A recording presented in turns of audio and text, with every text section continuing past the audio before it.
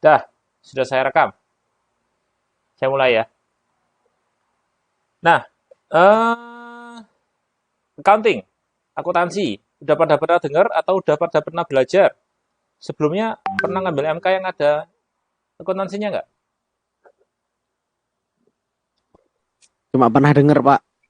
Cuma pernah dengar. Kalian ini semester berapa tau? Nambah. Semester 6, Pak. 6. Nampak. Dari informatika atau sistem informasi? IF. Informatika. Oh, oke, oke, oke, oke. Pernah dengar? SMA nggak pernah dapat?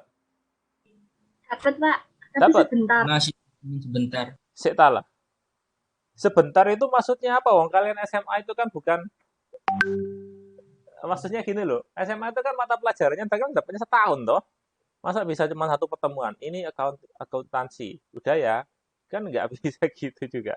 Dapat kan setahun atau 2 tahun ya? Kalau Dapat IPA setahun, Pak. tapi sebentar.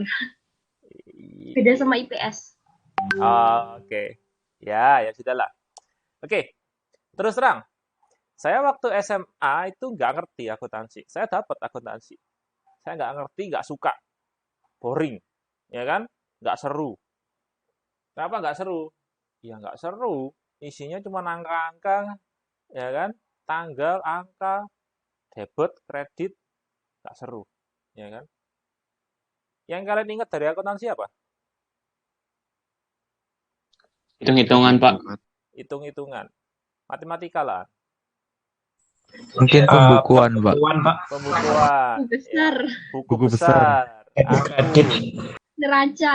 Neraca. Ya kan? Saya SMA nggak ngerti itu apa. Ya kan? Saya masuk informatika, saya cukup bahagia, saya tidak perlu berjumpa dengan akuntansi. Tapi kenapa kemudian sekarang diajarkan gitu ya? Malah saya ngajar gitu ya. Karena gini, kalau kalian nanti keluar dan kalian ingin profesi sebagai developer, kalian ingin profesi sebagai solution, atau kalian ingin buka software house sendiri, ya kan? Kalian kemungkinan besar akan berhubungan dengan perusahaan yang perlu akuntansi. Karena misalnya kalian ingin menjadi software developer, itu kan banyak ya. Maksudnya yang ingin dibuat software itu kan luas, ya kan? Kalian ingin bikin software seperti game, maka kalian nggak perlu akuntansi. Kalian ingin bikin software seperti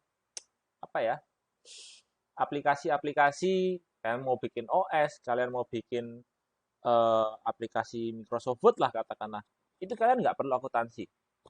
Tapi pengalaman saya, paling banyak yang dibutuhkan itu adalah sistem informasi. Ya kan?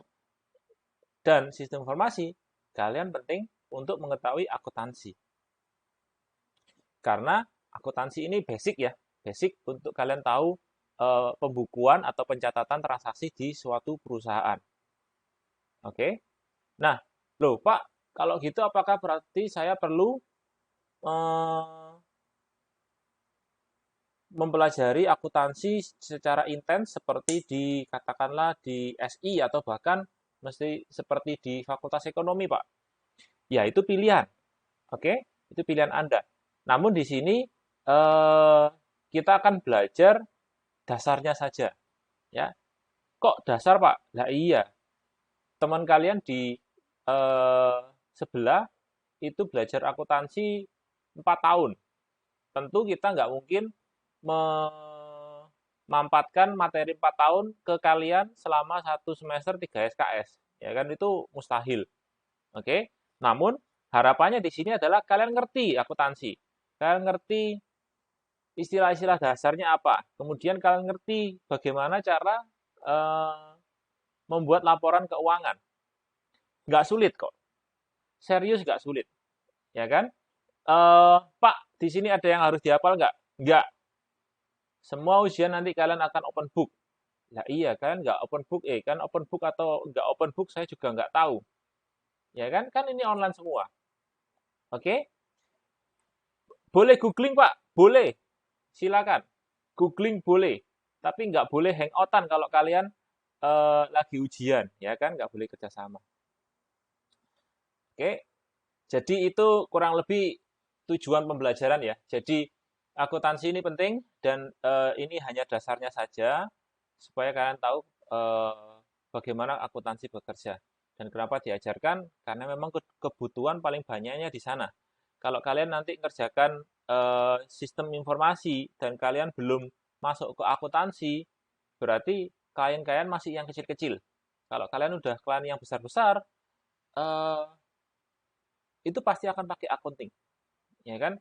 Terutama nanti kalau kalian masuk ke software yang namanya ERP, Enterprise Resource Planning, atau kalian sudah implementasi SCM, oke? Maka itu kalian nggak akan bisa lepas dari accounting. Harus pakai accounting. Kecil besar itu berapa sih, Pak? Gini, kalau kalian mau jadi konsultan ERP, itu tahun 2005 ketika saya pertama kali lulus dan mulai bekerja, tahun 2005, itu 15 tahun yang lalu ya.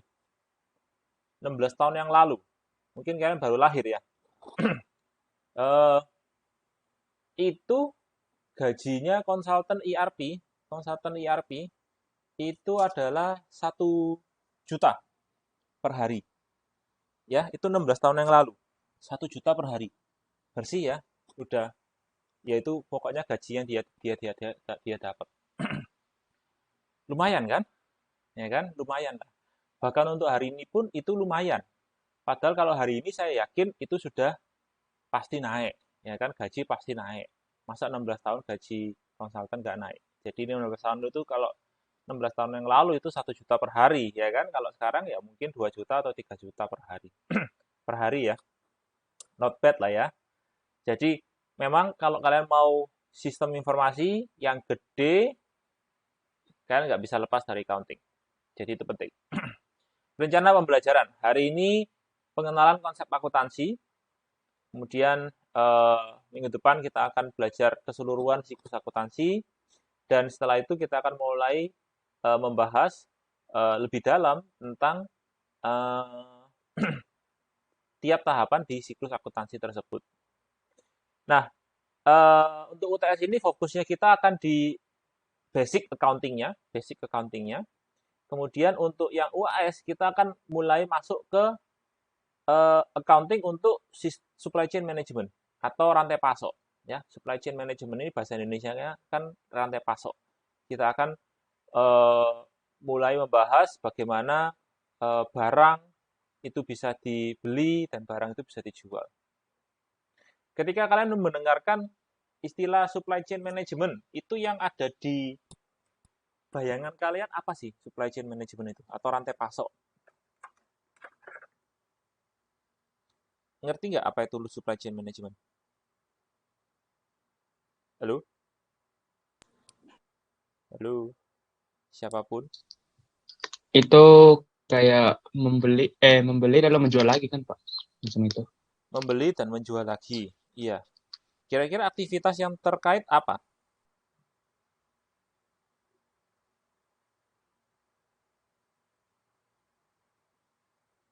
Aktivitas yang terkait dalam, udahlah, kita fokus ke membeli dulu deh. Pak, susahnya kan tinggal beli terus tinggal jual gitu ya. Oke, kalau beli, itu aktivitas yang terkait apa? Berdagang. Pengurangan uang mungkin, Pak. Uang kita Pengurangan keluar. Iya. Itu kan ketika bayar. Jadi gini, oke. Bayangkan suatu organisasi yang cukup besar sehingga yang membutuhkan barang itu berbeda dengan yang akan membelikan barang. Dan yang membelikan barang itu beda dengan yang menerima barangnya. Yang menerima barangnya berbeda lagi dengan yang akan bayar duitnya. Tahu maksudnya ya? Jadi semua orang itu beda semua. Dan orang-orang itu tidak ada di satu ruangan bahkan. Bahkan mungkin akan berada di beda ruangan. Nah, supply chain management memastikan bahwa orang-orang tersebut itu aktivitasnya tetap bisa dimonitor, bahkan secara, kalau di sini kita akan fokus ke accounting-nya. aktivitas mereka pesen, aktivitas mereka beli, kemudian gudangnya nerima itu tahu, kemudian kalau udah diterima itu bisa dibayarkan, dan seterusnya, itu bisa tetap sinkron. Ya kan? Kenapa harus sinkron? Karena itu tadi, tiap orang atau tiap bagian yang menjalankan supply chain management itu beda-beda dan mereka tidak ketemu secara face to face. Tidak ngobrol, kemudian tidak punya grup WA gitu ya, kemudian ngobrol-ngobrol di sana. Enggak. Mereka akan terhubung lewat sistem. Ya kan? Nah, bagaimana supaya itu enggak berantakan? Karena kalau misalnya yang kita bayangkan sekarang itu adalah kita sendiri, Pak, tinggal beli aja kok repot. Lah, kalau itu semua satu orang, ya gampang. Yang butuh saya, ya kan? Saya mau jualan. Saya yang jualan, saya butuh, saya habis gitu ya, saya mau order lagi. Yang order saya. Kemudian nanti ketika barangnya datang, sehingga saya tahu. Kemudian, oh berarti ini barangnya datang, harus dibayar. Ya saya sendiri yang bayar. Nah itu gampang. Nggak perlu sistem, orang semua ada di pikiran saya, di benak saya gitu kan. Karena saya semua yang kerjakan. Nah, yang kita bicarakan di sini adalah kita ngomong perusahaan gede yang tiap bagiannya itu sangat besar, punya bagian-bagian sendiri-sendiri, dan mereka tidak langsung berorganisasi, berkoordinasi langsung gitu ya, sehingga koordinasinya dilakukan lewat sebuah sistem.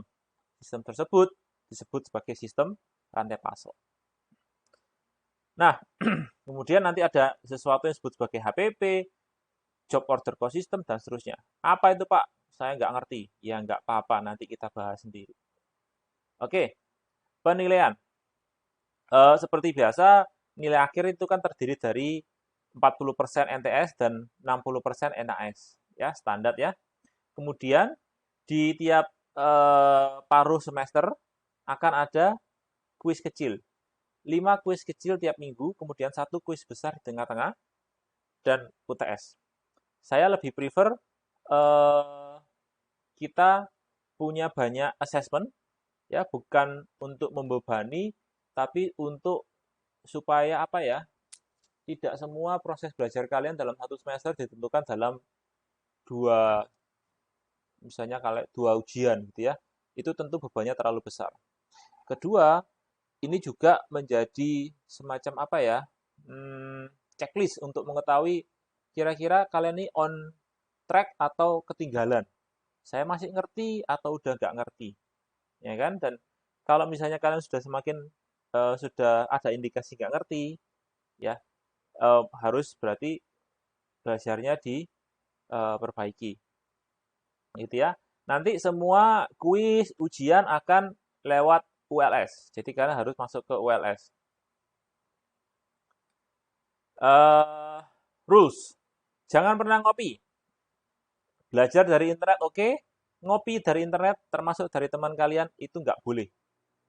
Oke. Diskusi di kelas. Ini kelas rule ya. Kelas rule bukan exam rules. Oke. Diskusi di kelas boleh. Ngasih jawaban ke teman termasuk diskusi ketika ujian, nggak boleh. Oh, ini saya masih copy ada nih. Kalau kalian ketahuan nyontek, dengan sangat terpaksa akan di-E-kan. Otomatis, langsung 0 ya. Jadi, tolong jangan ngopi, jangan plagiarisme. Oke? Saya akan berusaha supaya cukup jelas, tapi kalau ternyata memang nggak jelas, kalian tanya langsung. Ya. Kalian bisa email saya di jimmy@staff.ubaya.acid. Ada di ULS juga alamat email saya. Oke?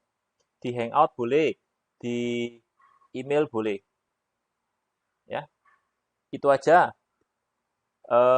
Dan kalau misalnya ada pertanyaan di tengah-tengah, langsung ditanyakan ya selama saya ngajar. Nggak usah nunggu. Oh, kok tiba-tiba di sini. Oke, kita mulai ya. Kalau kalian ingin cari bukunya, buku yang saya pakai itu namanya Accounting, ya. Pengarangnya Warren and Reef. Terbitan lama karena memang akuntansi ini dari dulu sampai sekarang ya nggak berubah. Sistemnya mungkin berubah, tapi konsepnya nggak berubah, sama. Oke? Definisi dulu, definisi dulu. Akuntansi, apa sih akuntansi? Akuntansi itu adalah proses untuk mengidentifikasi, mengukur, dan mengkomunikasikan informasi ekonomis. Nanti kita akan belajar apa sih itu informasi ekonomis. Nah, kenapa ini semua perlu dicatat? Karena ujung-ujungnya itu akan digunakan untuk mengambil keputusan penggunaan informasi, terutama dari sisi pemilik perusahaan, gitu ya. Saya pernah bicara dengan salah satu pemilik perusahaan, dia nggak terlalu suka IT, ya kan? Dia nggak terlalu ngerti informasi teknologi, sistem informasi, itu dia nggak terlalu ngerti. Dia kemudian bilang gini, saya cuma ingin satu informasi dari program apapun yang ada di perusahaan saya. Tahu nggak kira-kira informasi itu apa? Ada yang tahu? Apa informasi penting, satu-satunya informasi penting yang diinginkan oleh pemilik perusahaan tersebut, pemilik perusahaan?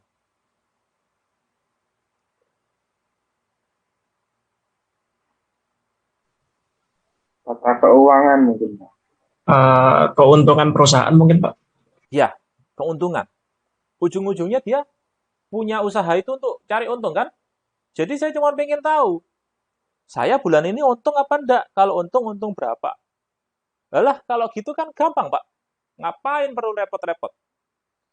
Ya, untuk mengeluarkan satu angka itu sebenarnya tidak mudah. Kenapa nggak mudah? Ya, tentu untuk mengetahui keuntungan, kita harus tahu apa? Keuntungan, tahu nggak keuntungan itu? Cara dapatnya gimana? Ayo, masa nggak tahu bagaimana cara mendapat keuntungan? Iya, dihitung dari penghasilan per harinya atau apa? Saya hari ini, saya katakanlah buka toko. Hari ini omset itu adalah total nilai penjualan saya adalah 1 juta. Apakah itu keuntungan?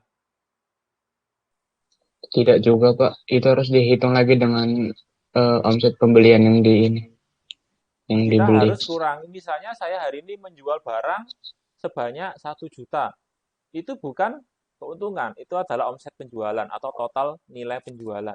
Harus dikurangi dengan Pembeliannya juga. modal. Harus dikurangi dengan modal. Barang yang saya beli, misalnya saya jualan laptop, ya kan? Laptop ini terjual katakanlah 10 juta. Itu bukan keuntungan, jadi jangan senang-senang dulu. Kenapa? Lah, kecuali kalau laptopnya nyolong, ya kan? Kalau laptopnya nyolong, HPP-nya atau harga modalnya 0 gitu ya. Tapi kan ya nggak nyolong toh, nggak nyuri, kan beli. Nah, itu harga modal. Katakanlah gini, kemudian laptop yang saya jual seharga 10 juta itu kemarin beli atau belanja modalnya itu adalah 9 juta. Berarti saya untung berapa? Saya untung berapa? 1 juta, Pak. 1 juta. Itu disebut sebagai keuntungan kotor. Kenapa kotor?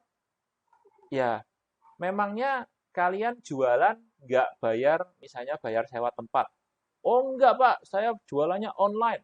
Oke, jualannya online. Ongkirnya gimana? Ongkirnya ditanggung sama pembeli, Pak. Oke, ongkirnya ditanggung pembeli. Kemudian kalau misalnya dia di kemudian hari misalnya katakanlah rusak, kalian harus memulihkan garansi toko. Untuk itu kalian harus punya staff untuk teknisi repair. Kan digaji juga. Ya kan? Kemudian kalian sebagai pemilik perusahaan kan juga ingin mendapat keuntungan toh? Nah, itu nggak bisa kalian gabung misalnya, loh itu duit-duit saya Pak, jadi gabung dengan perusahaan saya. Nggak boleh. Kalau kalian ingin buka usaha dan usaha-usaha di luar, itu dompetnya nggak jadi satu, rekeningnya nggak dijadikan satu dengan rekening pemilik perusahaan. Nggak gitu. Kalau seperti digabungkan seperti itu, ya nanti bingung. Ini duit perusahaan atau ini duit pribadi. Sehingga pemilik perusahaan itu pun apa ya istilahnya ya? Bukan berarti uang yang ada di perusahaan itu berarti uangnya yang bisa sewaktu-waktu dipakai oleh pemilik perusahaan. Enggak, itu harus dibedakan. Dan pemilik perusahaan itu dalam tanda kutip nanti digaji oleh perusahaan tersebut. Ya kan? Digaji dengan perusahaan tersebut. Jadi bukan satu dompet ya.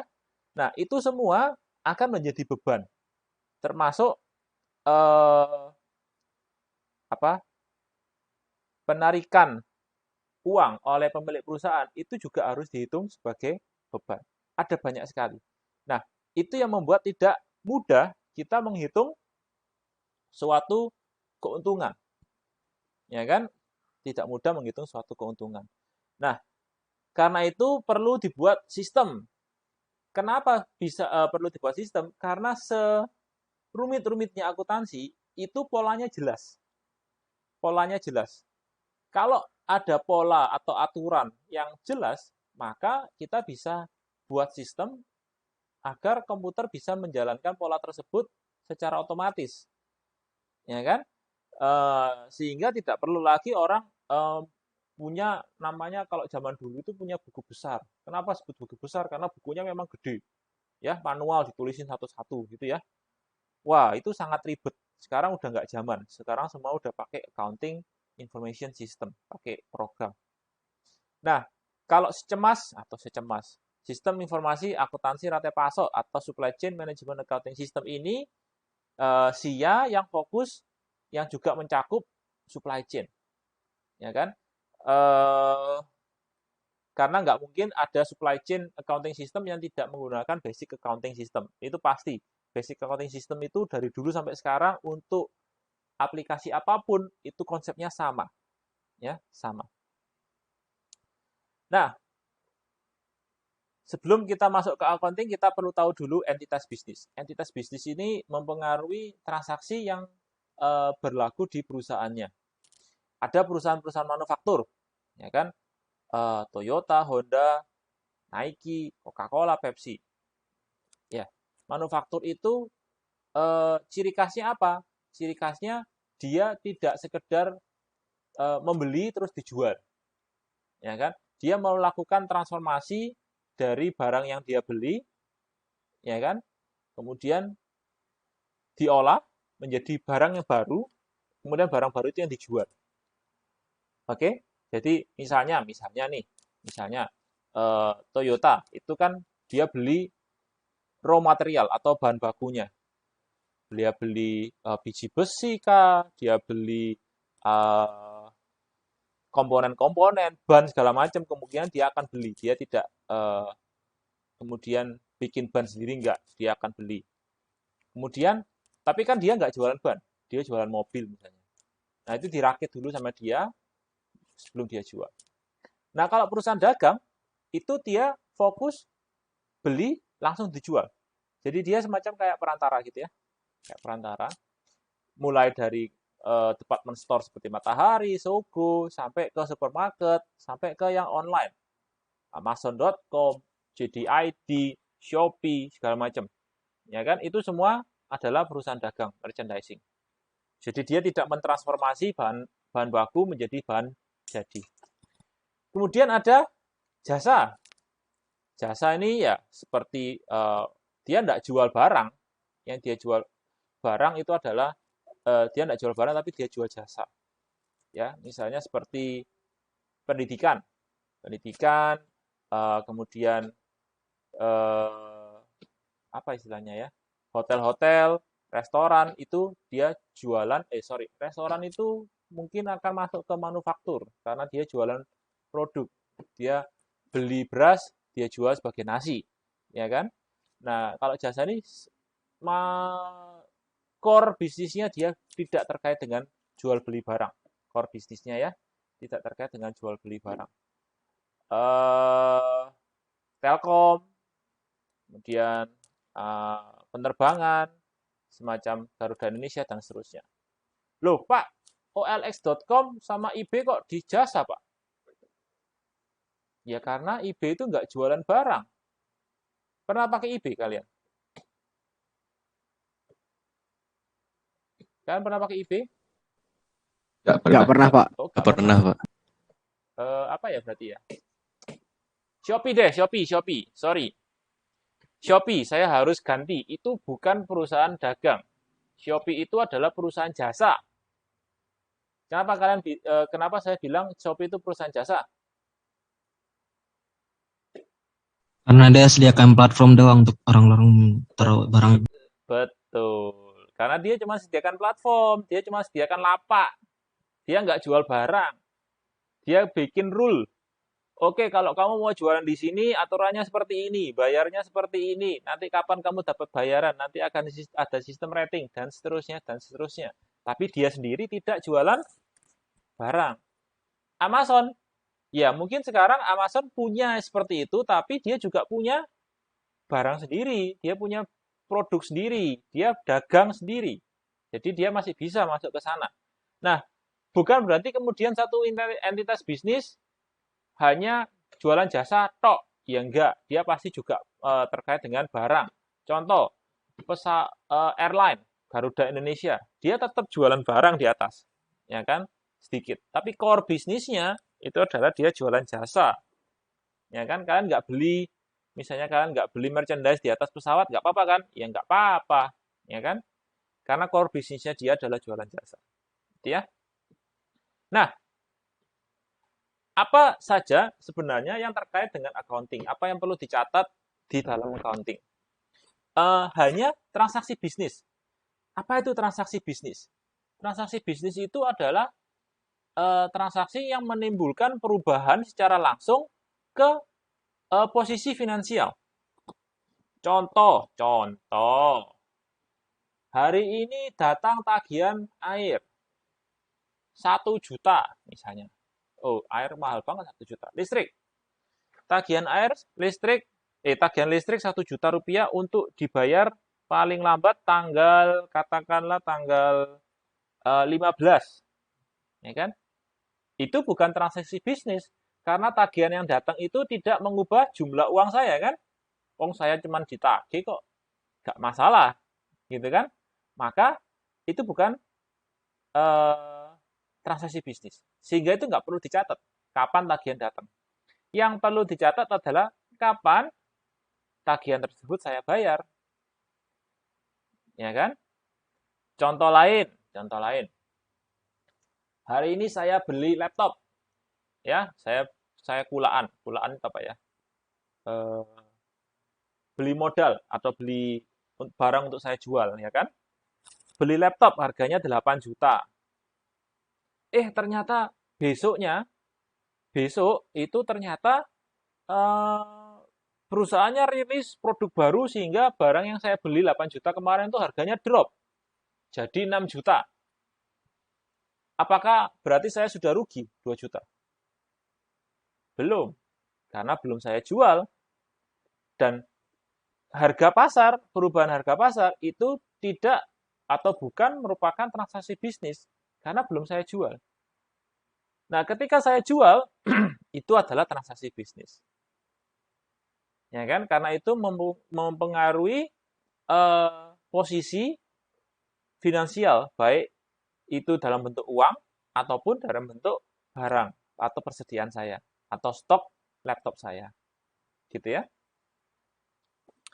Nah, ini contoh-contoh tambahan lainnya. Ketika saya beli tanah, ketika saya bayar tagihan telepon, dan seterusnya. Yang tidak termasuk transaksi bisnis. Contoh lainnya adalah perubahan suku kredit. Misalnya kalian utang ke bank, kemudian bunga banknya naik, dan seterusnya. Itu bukan transaksi bisnis. Ya kan? Itu bukan transaksi bisnis. Selama tidak mempengaruhi sumber daya perusahaan, maka itu bukan transaksi bisnis. Oke? Jadi kita hanya fokus ke transaksi bisnis. Transaksi-transaksi yang mempengaruhi posisi sumber daya perusahaan. Nah, prinsip harga perolehan. Atau disebut sebagai cost principle. Harga perolehan adalah biaya yang harus dimasukkan dalam catatan akuntansi sesuai dengan pembelian barang, jasa, atau asetnya. Ya, jadi sesuai dengan tagihan. Oke, bukan harga pasar, bukan harga sebelumnya, bukan harga di masa depan dan seterusnya, bukan. Tapi benar-benar harga perolehan. Artinya kamu mendapatkan itu kamu harus bayar berapa? Ya kan? Itu adalah prinsip harga perolehan. Persamaan akuntansi. Gampang. Akuntansi itu dari dulu sampai sekarang dan selama-lamanya sepertinya, ya kan, saya tidak melihat ini akan berubah, sebenarnya cuma gampang. Aset harus sama dengan kewajiban. That's it. Jadi ini kamu bawa dan kamu pastikan selama kalian melakukan pencatatan transaksi akuntansi, maka kamu akan baik-baik aja. Kalau misalnya sampai aset tidak sama dengan kewajiban atau liabilities, ya kan, maka pasti ada yang salah. Ya, jadi ini disebut sebagai persamaan akuntansi dasarnya. Sangat gampang. Aset sama dengan kewajiban. Ya kan, tidak bisa lebih gampang dari ini kan? Aset sama dengan kewajiban. Aset itu apa? Aset itu semua sumber daya yang dimiliki perusahaan. Semua. Uang kah, peralatan kah, stok kah, apalagi aset. Bangunan kah, itu yang termasuk aset ya. Kemudian sampai ke piutang. Sebentar, mumpung ingat. Kalian ngerti nggak bedanya hutang dengan piutang? Nggak ngerti Pak, tapi pernah dengar sih itu istilah utang piutang. Utang, kalau utang mestinya tahu kan? Saya Iya, pinjam tahu dari tahu. bank, itu berarti saya berhutang kepada bank. Ya kan? Itu hutang. Kalau misalnya piutang, itu artinya saya meminjamkan. Perusahaan meminjamkan uang ke kliennya. Loh, kok bisa minjem, Pak? Ya, bukan minjemi sih. Lebih tepatnya saya beli, customer saya beli tapi belum bayar. Ngebon. Itu berartinya saya memberikan piutang. Nah, piutang itu adalah aset. Kenapa? Karena itu kan harusnya duit kan, duit saya kan. Jadi, misalnya kalian beli laptop ke saya. Kalian beli laptop ke saya. Belum bayar nih. Ya kan, barang udah saya kirim, bayarnya misalnya biasanya dikasih waktu 1 hari misalnya atau 2 hari. Maka selama periode kalian belum bayar tersebut, kalian berhutang ke saya. Dalam perspektif perusahaan saya memiliki piutang 10 juta. Karena aset saya sudah berkurang, tapi saya belum mendapatkan hak saya. Ya kan? Piutang itu kan hak saya. Terlepas kemudian saya benar-benar bisa mendapatkan hak saya tersebut, atau tiba-tiba kalian kabur nggak bayar, itu lain cerita. Tapi piutang itu adalah hak perusahaan. Hak perusahaan untuk yang harus ditagih dari klien. Gitu kan? Ya, jadi itu bedanya hutang dengan piutang. Kalau hutang itu kewajiban, kita harus bayar kepada siapa kita berhutang. Kalau piutang itu adalah hak perusahaan yang saat ini masih ada di rekanan bisnis kita. Ya kan, entah di klien atau entah di orang lain. Nah, itu yang harus kemudian kita punya hak untuk menagih, untuk mendapatkan hak tersebut. Gitu ya. Jadi itu hutang dan piutang, jangan kebalik. Jangan kebalik. Hutang itu ya kita berhutang, kita wajib membayar karena hutang adalah kewajiban, liabilities. Kalau piutang itu adalah aset. Karena sebenarnya itu adalah hak perusahaan untuk uang tersebut. Nah, kemudian kita mulai detailkan nih. Kewajiban itu ada 2 macam. Kewajiban ke pemilik perusahaan, sebut sebagai owner's equity atau ekuitas pemilik, itu adalah kewajiban ke pemilik perusahaan. Ya, kenapa? Karena pemilik perusahaan kan nanam modal itu sebenarnya bukan dikasihkan cuma-cuma ke perusahaan. Pemilik perusahaan nanam modal itu nanti kemudian kan dengan harapan itu akan kembali, gitu ya. Sehingga modal yang ditanamkan ke perusahaan itu adalah sebenarnya kewajiban kepada pemilik perusahaan. Nah, kewajiban yang lain ke pihak lain selain pemilik perusahaan itu disebut sebagai biasanya disingkat ya sekedar liabilities. Sehingga kewajiban secara umum ketika orang bilang kewajiban perusahaan itu umumnya kewajiban ke pihak selain pemilik perusahaan. Sehingga di sini kita sudah detailkan aset itu adalah kewajiban. Dan kewajiban itu ada dua macam. Satu, kewajiban ke pemilik perusahaan. Dua, kewajiban ke pihak kreditor, pihak lain selain pemilik perusahaan. Gitu ya. Masih bisa mengikuti kan? Nah, Iya Pak, masih bisa Pak. oke. Good. Kemudian, selama proses transaksi, itu kan kita pasti ada penjualan misalnya ya, pendapatan ya. Ada pendapatan dan juga ada biaya. Biaya apapun ya, biaya gaji karyawan, biaya listrik, biaya telepon, dan seterusnya. Nah, karena itu perlu dicatat juga pendapatan dan biaya tersebut. Rumusnya menjadi aset sama dengan kewajiban ditambah ekuitas, ya kan, seperti yang ini ya. Nah, ditambah pendapatan dikurangi biaya, ya kan, atau income dikurangi expense. Itu adalah proses lebih detail lagi dari persamaan akuntansi ini. Jadi ini tetap harus balance ya. Balance itu artinya sama. Aset ini harus sama dengan total semua ini. Ya, sekali lagi tidak perlu dicatat, tidak perlu diingat. Karena nanti kalau kalian ngejarkan tugas, ini kalian akan ingat sendiri. Ya kan? Kalian akan ingat sendiri. Kalau nggak ingat gimana Pak? Ya, kamu cari di internet, pasti banyak ini persamaan ini ya. Nggak apa-apa. Ya kan? Tidak perlu dihafal. Saya pun tidak suka menghafal. Contoh. Kita mulai contoh aja ya, biar kita benar-benar paham. Contoh. Pada tanggal 1 November 2005, seorang bernama Chris Clark memulai bisnis bernama Net Solution. Jadi dia ingin bikin startup nih ceritanya ya. Sama Net Solution. Oke, kemudian dia invest nih. Dia naruh duit 25 juta. Oke, dalam bentuk tunai sebagai biaya operasional Net Solution. Kalian lihat di sini. Di sini di atas saya tuliskan persamaan akuntansi kita. Aset sama dengan kewajiban plus ekuitas plus pendapatan dikurangi biaya. Ketika Chris Clark menaruh uang 25 juta, itu adalah suatu transaksi bisnis.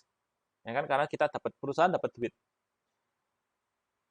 Dapat duit berapa? 25.000. Ya, karena kita kebanyakan nol, nol yang di belakang sendiri saya buang. Jadi kalau saya bilang 25.000 itu artinya 25 juta. Oke, kita lihat sini. Kasnya 25 juta, ekuitasnya 25 juta. Balance kan? Ya, balance artinya sama. Aset benar-benar sama dengan kewajiban 0, ekuitas 25 juta, pendapatan 0, biaya 0. Sama, persis. Ya. Pak, ada pembulatan enggak, Pak, di akuntansi? Enggak ada. Rp1 adalah selisih. Kalau selisih, berarti ada yang salah. Kalau ada yang salah, harus dibetulkan. Yes.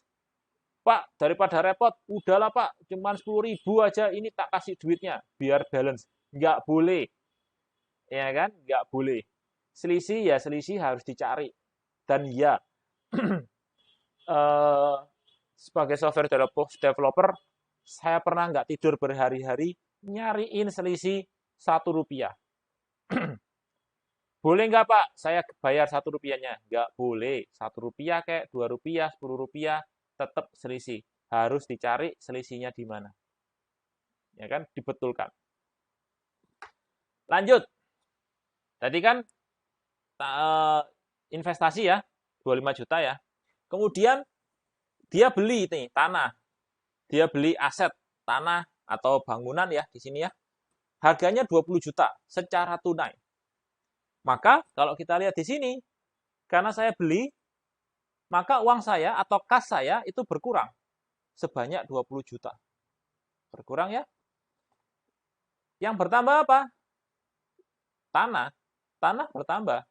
Tanah itu adalah tetap aset. Karena itu adalah sumber daya yang bisa dipakai oleh perusahaan. Maka tanahnya nambah. Tapi tetap di kolom aset. Nambah 20 juta. Sehingga sekarang aset total saya 25 juta. Kemudian kewajiban ekuitas pendapatan biaya di totalnya itu adalah dikurangi biaya itu adalah tetap 25 juta. Jadi masih balance di sini. Masih balance. Kemudian di tengah bulan, Net Solution membeli sediaan habis pakai. seharga 1.350.000. Ketika kita beli sediaan habis pakai, apa sih Pak sediaan habis pakai? Sediaan habis pakai itu adalah barang-barang yang habis pakai. Contoh, bolpen lah, kertas, ya kan, air minum, dan seterusnya, dan seterusnya. Itu adalah persediaan habis pakai. Nah, dia beli harganya 1.350.000, tapi belum bayar. Jadi dia utang. Dengan transaksi ini berarti sediaan habis pakai saya itu kan aset karena dia bisa dipakai untuk operasional perusahaan. Sediaan saya bertambah, sediaan ada di kolom aset bertambah 1.350.000. Hutang juga nambah karena saya belum bayar nih. Ya kan? Hutang saya bertambah. Itu adalah kewajiban. Di kolom kewajiban ya. Bertambah 1.350.000. Sehingga total di kiri itu adalah 26.350.000. Total di kanan itu 26.350.000. Masih balance dan harus tetap balance. Nah, berikutnya perusahaan menyediakan jasa ke pelanggan dan dia dapat uang tunai untuk membayar jasa tersebut sebesar 7.500.000. Jelas, yang nambah di sini adalah kas. Kas kita bertambah. Ya, ini pasti ya. Kas kita bertambah 7,5 juta. Berarti di sini kasnya menjadi 12.500.000. Kemudian lawannya apa supaya balance? Lawannya adalah pendapatan. Ya kan, income. Ini kan income. Dia mendapatkan uang, itu income, pendapatan. Sebesar berapa? 7.500.000. Tetap balance. Ya kan? Sehingga setiap transaksi yang kita catat tidak boleh merusak keseimbangan ini. Ini tetap harus sama. Kemudian di akhir bulan perusahaan membayar untuk pengeluaran biaya gaji, biaya sewa, pemakaian peralatan, pengeluaran lain dan seterusnya. Maka itu disebut sebagai biaya. Ya kan? Dikurangi biaya gaji, dikurangi biaya sewa, dikurangi biaya peralatan, dan dikurangi biaya lain-lain. Total ini adalah minus 3.650.000. Oke, itu dibayar secara tunai. Otomatis kasnya berkurang, biayanya bertambah. Jadi ini bukan biayanya berkurang, tapi bertambah. Tapi karena di sini ini operatornya minus, di sini muncul minus. Ya kan? Sebenarnya ini nambah. Ini adalah gajinya nambah, gajinya bertambah banyak. Biayanya bertambah banyak. Jadi ini pun sama ya, cuman karena ini operatornya minus ditampilkan di sini minus. Sehingga 1.350.000 ditambah 25 juta ditambah 7.500.000 dikurangi 3.650.000. Totalnya adalah 30.200.000. Masih tetap balance. Nah, kemudian perusahaan membayar sebagian hutangnya sebesar 950.000 ke kreditor secara tunai. Ke kreditor secara tunai. Dia membayar utang.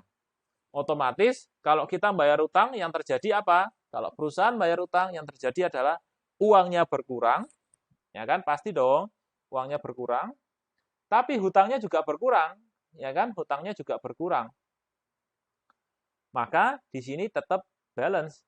Kasnya menjadi 7.900.000, utangnya menjadi 400.000. Gitu ya.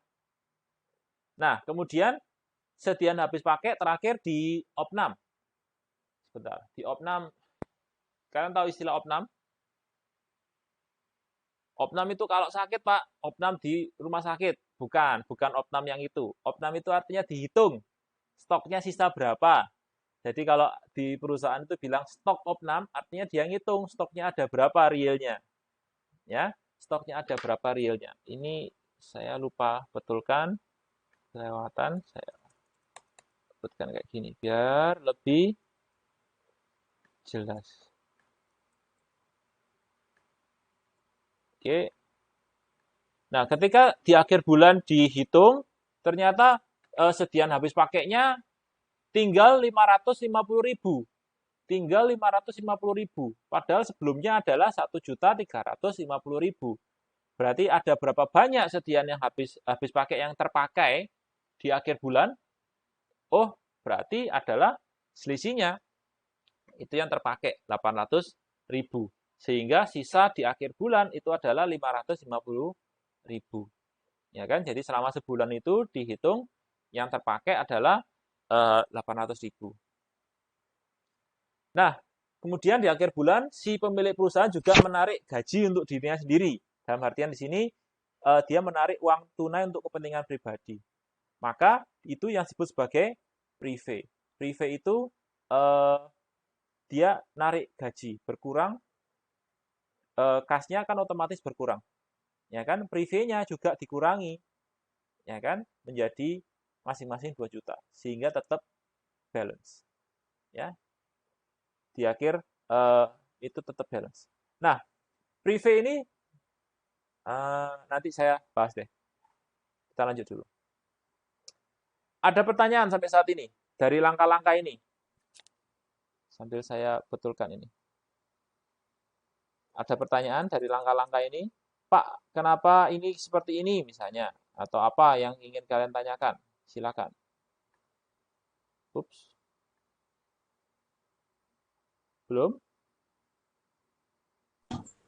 Untuk saat ini masih bisa ngikutin sih Pak. Cuma untuk pembenarannya di slide ini apakah tetap diupload di WLS nanti Pak? Apa Kalau gimana Pak? misalnya cuman kosmetik itu tampilan doang, enggak. Ya Tahu kan, saya. kalau nanti ada yang benar-benar mengganggu, saya update. Baik Pak, terima kasih Pak. Sama-sama.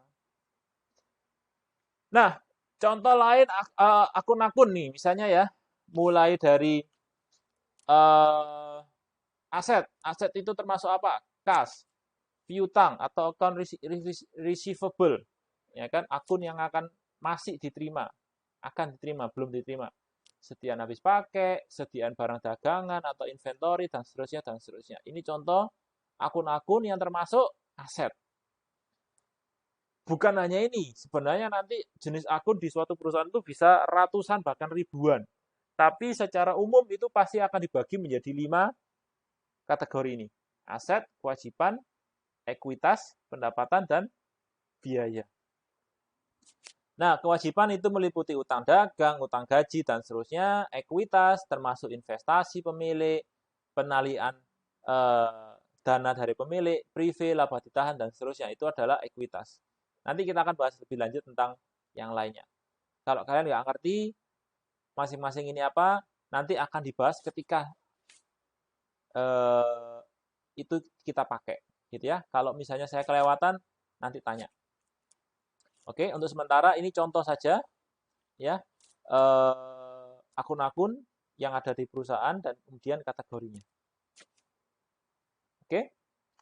Nah, sebelum kita masuk ke bagian kedua pertemuan hari ini, mungkin kita break dulu.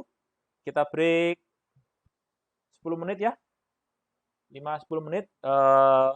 Jadi yang mau minum-minum, yang belum sarapan bisa sarapan cepat. 10 menit kita ketemu lagi di 8.05 ya. Saya tidak akan live tapi saya akan aktif lagi sekitar 8.05 tadi ya. Silakan stretching dulu. Sampai ketemu 8.05 ya.